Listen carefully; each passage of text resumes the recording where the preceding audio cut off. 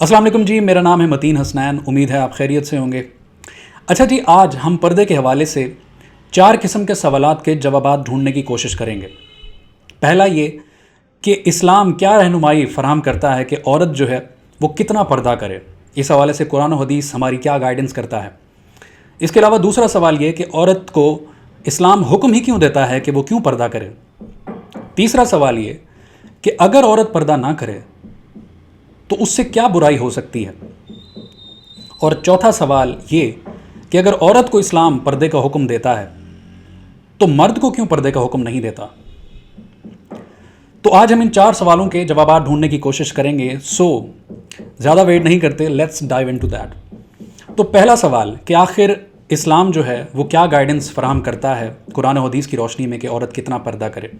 तो इस हवाले से हमें कुरान के अंदर एक रेफरेंस मिलता है सूरह नूर की 31 नंबर आयत, जिसके अंदर अल्लाह ताला फरमाते हैं, और मुसलमान औरतों को हुक्म दो कि वो अपनी निगाहें नीचे रखें और अपनी पारसाई की हिफाजत करें, अपनी जीनत ना दिखाएं मगर जितना खुद ही ज़ाहिर है, और वो अपने दुपट्टे अपने गिरबानों पर डाले रखें और अपनी जीनत का ज़ाहिर ना करें मगर अपने शोहरों पर या अपने बाप पर या शोहरों के बाप पर या अपने बेटों या शोहरों के बेटे या अपने भाइयों या अपने भतीजों या अपने भांजों या अपनी औरतों या अपनी कनीज़ों पर जो उनकी मलकियत हों, या मर्दों में से वो नौकर जो शहवत वाले ना हों, वो बच्चे जिन्हें औरतों की शर्म की चीज़ों की खबर नहीं और ज़मीन पर अपने पाँव इसलिए ज़ोर से ना मारें कि उनकी जीनत का पता चल जाए जो उन्होंने छुपाई हुई है। और ए मुसलमानों, तुम सब पर अल्लाह की तरफ तौबा करो और इस उम्मीद पर कि तुम फलाह पाओ।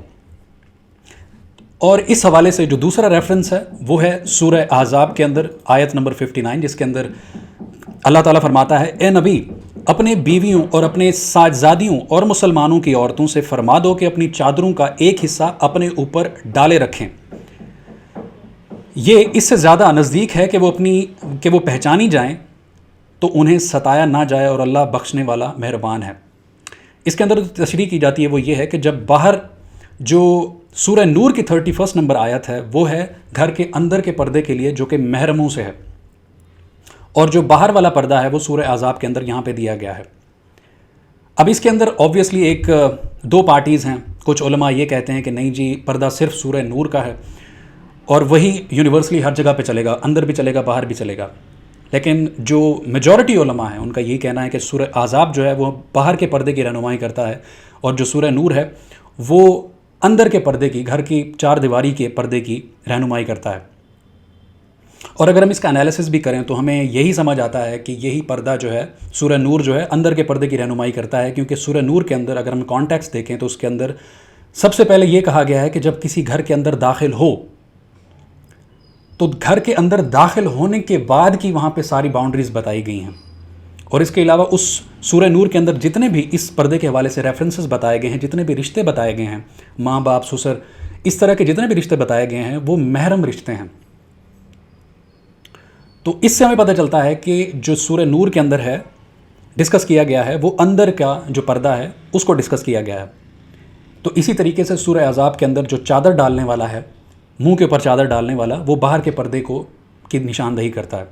और कई लोग कहते हैं नहीं जी, देखें जी, हाथ और जो फेस है वो ब्यूटी के अंदर शामिल नहीं होता, ब्यूटी तो सिर्फ बॉडी की होती है, तो उसको आप बॉडी के अंदर खूबसूरती के अंदर आप दाखिल नहीं कर सकते। तो ऑब्वियसली ये कॉमन सेंस की बात है कि औरत, एक नॉर्मल जो इंसान होता है उसको, नॉर्मल जो मर्द होता है उसको औरत के अंदर सबसे अपीलिंग पार्ट जो होता है उसका फेस होता है, वहीं से सारी कहानी जो है आगे बढ़ती है।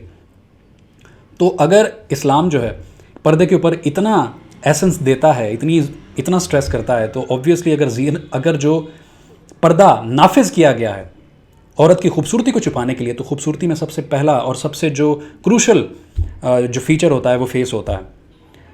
तो इस तरीके से हमें पता चलता है कि जो बाउंड्रीज़ हैं वो ये बताती हैं कि जो औरत है वो बाहर के लिए अपना फेस भी ढकेगी और जो अंदर की बाउंड्रीज़ हैं उसके अंदर खैर महरमों के आगे फेस नहीं ढकेगी।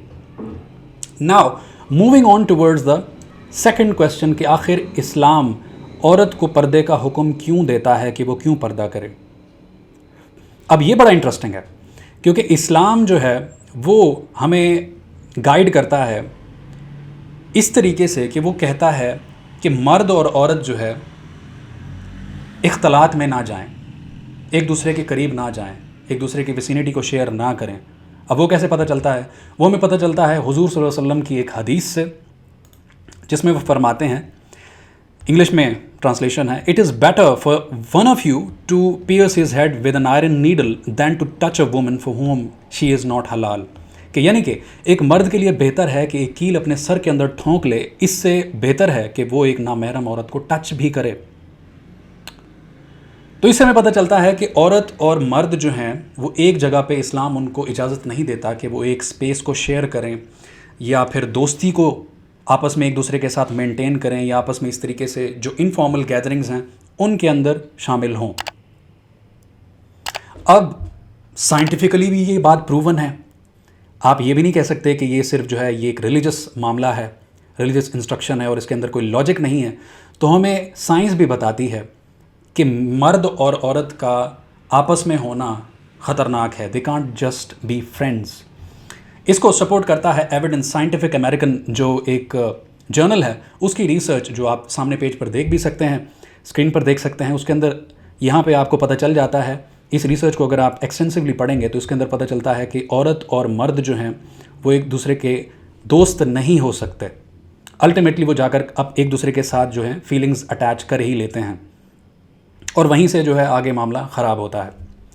इसके अलावा जो डेविड बस हैं, द एवोल्यूशनरी साइकोलॉजिस्ट, जिनका काफ़ी नाम है, उनकी द एवोल्यूशन ऑफ डिज़ायर के अंदर भी ये बात मेंशन्ड है कि man and women can't be just friends. यहाँ से एक और मामला जन्म लेता है।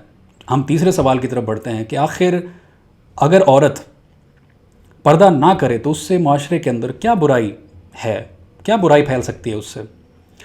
तो इसके आंसर की तरफ आए तो थियोरेटिकल जो आंसर है वो यही है कि अगर औरत जो है और मर्द जो है एक ही स्पेस के अंदर आते हैं, एक दूसरे को जानने लगते हैं, एक दूसरे से जो इंटरेक्शंस हैं वो उनके अंदर कॉमन हो जाता है, तो वहाँ से आगे बुराइयों की जड़ जो है निकलती है। यानी कि पहले जब वो एक दूसरे के साथ करीब आते हैं तो वो इनफॉर्मल होते हैं, जब इनफॉर्मल होते हैं तो वहाँ से टच स्टार्ट होता है, जब टचिंग स्टार्ट होती है तो वहाँ से दोस्ती स्टार्ट हो जाती है, जब दोस्ती स्टार्ट होती है तो वहाँ से डेटिंग का सिलसिला शुरू हो जाता है, डेटिंग से फिर आगे जो है वो कैजुअल सेक्स, कैजुअल रिलेशनशिप्स वहाँ से शुरू हो जाते हैं। इसके बाद जो है वही चीज़ आगे लीड करती है वन नाइट स्टैंड्स, और वहीं से चीज़ आगे होती है आउट ऑफ वेडलॉक चिल्ड्रन की, और वहीं से जड़ पकड़ती है आपके जो डिवोर्स रेट है वो बढ़ता जा रहा है। उसकी भी वही वजह है। इंसाइक्लोपीडिया ब्रिटानिका है, उसकी रिसर्च के मुताबिक वो कहते हैं कि डिवोर्स की जो सबसे बड़ी वजह आजकल बताई जा रही है वो ये है कि ऑपोजिट जेंडर के साथ जिस बंदे का ताल्लुक़ ज़्यादा होता है वहाँ पर जो डिवोर्स का रेट है, चांस है, वो बढ़ जाता है। ये आप स्क्रीन पर भी देख सकते हैं। अब हम ये तो चलो थ्योरी की बात रही। अब आप ये कह सकते हैं कि यार ये सारी थ्योरी की बातें हैं, प्रैक्टिकलिटी यहाँ पे कहाँ है, कोई एविडेंस है इस बात का? तो एविडेंस हम वहाँ से लेंगे ऑब्वियसली जहाँ पर इस जो सेक्स की बाउंड्री है उसको वायलेट किया गया है, मर्द और औरत का जो पर्दा है उसको ख़त्म कराया गया है, और जो औरत है उसको पर्दे के बजाय उसके कपड़े मिनिमाइज़ कर दिए गए हैं। अमेरिका के अंदर इस टाइम पर 50% डिवोर्स रेट है। इसके अलावा जो आउट ऑफ वेडलॉक चिल्ड्रन पैदा हो रहे हैं, यानी कि शादी के बगैर जो बच्चे पैदा हो रहे हैं, उनकी परसेंटेज है 40%। और उसी से हमें एक और फिगर मिलता है, वो ये कि जो ब्रोकन फैमिलीज़ होती हैं, क्योंकि ऑब्वियसली ये ब्रोकन सिस्टम की तरफ लेके जाता है, ब्रोकन फैमिलीज़ की तरफ ये सारा सिस्टम जो है वो लेके जाता है। तो एक हमें फिगर ये भी बताता है कि जो ब्रोकन फैमिलीज़ होती हैं उनके बच्चे जो होते हैं उनका 9 टाइम्स जो होता है उनका चांस ज़्यादा होता है कि वो क्रिमिनल एक्टिविटीज़ के अंदर मुलविस होते हैं। और इसी से जो है वो जड़ पकड़ती है कि शादियों का कम होना, क्योंकि ऑब्वियसली जब आपको कैजुअल सेक्स मिल ही रहा है तो लोग क्यों शादी करेंगे, क्यों किसी का बोझ उठाएंगे, कमिटमेंट करेंगे। और फिर वहीं से जो विमेन इंडिपेंडेंस आई है और उसी से हमारी एक जड़ निकलती है डीपॉपुलेशन की, कि लोग अब बच्चे पैदा ही नहीं कर रहे, क्योंकि एक फेमिनिज्म की एक मूवमेंट चल पड़ी है जिसके अंदर औरत को ये जतला दिया गया है कि आपको किसी और की ज़रूरत नहीं है, आप सिर्फ अपना करियर के ऊपर फोकस करें, पैसे कमाने के ऊपर फोकस करें, यही आपकी ज़िंदगी है और यही जो है सेल्फ एक्चुअलाइजेशन है। तो इस तरीके से आपको पता चलता है कि जो थ्योरी जो कि इस्लाम प्रपोज करता है, जिसकी वजह से वो कहता है स्टार्ट में ही वो अपनी बुराई को, क्योंकि उसे पता है इस्लाम क्योंकि यूनिवर्सल दीन है और अल्लाह ताला की तरफ से एक राइचियस दीन है, तो वो पहले ही प्रेडिक्ट कर लेता है कि अगर आप पर्दे को नाफिज नहीं करेंगे, अगर आप इनके جو انٹریکشن ہے مرد اور عورت کا، اس کو اگر آپ ختم نہیں کریں گے تو ایکچولی یہ کتنا بڑا ڈیزاسٹر بن سکتا ہے معاشرے کے لیے. یہیں سے آپ کے جو ڈیٹنگ نکلتی ہے، یہیں سے آپ کے کیجول ریلیشن شپ نکلتے ہیں، کیجول سیکس نکلتا ہے، ون نائٹ اسٹینڈز نکلتے ہیں، وہیں سے آپ کا ڈیورس ریٹ ہائی ہو جاتا ہے، وہیں پہ آپ کا جو میرج ریشو ہے وہ ڈاؤن ہو جاتی ہے، وہیں پہ آپ کی ڈی پاپولیشن بڑھ جاتی ہے. تو یہ سارے کے سارے جتنے بھی فیکٹرز ہیں یہ پردے کے ساتھ انڈائریکٹلی لنک ہوتے ہیں. تو یہاں پر چوتھا سوال آتا ہے کہ آخر اسلام میں عورت کو جو حکم دیا گیا ہے کہ وہ پردے کا اہتمام کرے، تو مرد کو کیوں حکم نہیں دیا گیا کہ وہ پردے کا اہتمام کرے؟ اسلام کیا ڈسکرمنیشن کرتا ہے؟ عورت کو وہ کم سمجھتا ہے، مرد کو وہ زیادہ سمجھتا ہے؟ تو اس کے لیے ہمیں سمجھنے کی ضرورت ہے کہ اسلام جو ہے وہ ایک سسٹم کو نافذ کرتا ہے، اور اس سسٹم کے تحت جو ہے وہ عورت کو گھر کا سربراہ سمجھتا ہے، ان اے سینس کہ وہ گھریلو جو معاملات ہیں اس کو لک آفٹر کرے گی، اور جو مرد ہے وہ باہر کے معاملات دیکھے گا. تو جب عورت گھر کے اندر کے معاملات دیکھے گی تو اس کو ایک ڈیفائن کر دیا گیا ہے کہ آپ مردوں کے ساتھ انٹریکشن نہیں کریں گی، اور مردوں کو یہیں پہ بتا دیا گیا ہے کہ آپ باہر رہیں گے، گھر کی چار دیواری کے اندر آپ کا کام نہیں ہے سوائے اپنے گھر آنے کے. تو وہاں پہ ڈیفینیشن دی گئی ہے کہ عورت جو ہے وہ اپنے جو گھر کے معاملات ہیں وہ اندر کے دیکھے گی، بچوں کی پرورش کرے گی، اس کا جو مین فوکس ہے وہ بچوں کی پرورش ہے. اور جو مرد ہے جس کو اتھارٹی دی گئی ہے، گھر کا ایک ٹائپ کا CEO بنایا گیا ہے، اس کا کام ہے نفقے کی جو ہے انتظام کرنا. تو ایک سسٹم وہ دیتا ہے جس کی وجہ سے وہ اس چیز کو ایسنس میں لیتا ہے. اور وہیں پر یہ جو ایک کرٹیسزم آتا ہے کہ جی دیکھیں جو ویسٹ ہے اس نے عورت کو گھر سے باہر نکالا ہے، تو دیکھیں جی وہ کتنا ترقی کر رہا ہے، ان کی اکانومی کہاں کہاں چلی گئی ہے، اور اب وہ کتنی ترقیاں کر رہے ہیں. مانتے ہیں یہ بات کہ جب آپ عورت کو باہر نکالیں گے تو اس سے اکنامک بینیفٹ ایک معاشرے کو ملے گا. لیکن شروع میں مجھے بھی یہ لگتا تھا کہ یار ہم بڑے ڈیفیسٹ کے اندر جا رہے ہیں. لیکن اگر اب ہم دیکھیں جس ڈگر کے اوپر ویسٹ چل رہا ہے، جتنی ڈی پاپولیشن اب وہاں پر ہے ان کے سارے ایجنڈا کی وجہ سے، ایز اے ریزلٹ ان کی 100 سے 200 سال کے اندر اگر وہ اسی ڈی پاپولیشن کا شکار رہے، ان کے بچے کم پیدا ہوئے، تو وہ ایکسٹینشن کی طرف چلے جائیں گے، وہ ایگزسٹ ہی نہیں کریں گے. اور جو مسلمان ہیں جنہوں نے صرف یہ ایک ڈسپلن اپنایا ہوا ہے کہ جو مرد ہے وہ باہر رہے گا اور وہ نان نفقے کی جو ہے انتظامات کرے گا، وہ اگرچہ اسپیڈ اس سسٹم کی سارے کی کم ہے لیکن لانگ لاسٹنگ اور جو فیوچر کو ایک قسم کا اسٹرینتھن کرتا ہے، جو لانگ ٹرم اسٹریٹجی ہے، وہ اسلام کی اسٹریٹجی بہتر نظر آتی ہے. تو الٹیمیٹلی جو ہے اس سارے سسٹم کے اندر اگر اسلام جو ہے وہ پردے کو نافذ کرتا رہتا ہے اور آہستہ آہستہ آگے چلتا رہتا ہے تو اسلام ایونچولی جیتے گا. So these are all the 4 reasons, 4 answers to the 4 questions جس کو ہم نے آج ڈسکس کرنے کا سوچا تھا. پہلا یہ ہوپ فلی کہ آپ کو ان سوالات کے جوابات مل گئے ہوں گے. پہلا یہ کہ اسلام کیا رہنمائی فراہم کرتا ہے کہ عورت کو کتنا پردہ کرنا چاہیے. سیکنڈلی اسلام کیوں عورت کو پردے کا حکم دیتا ہے.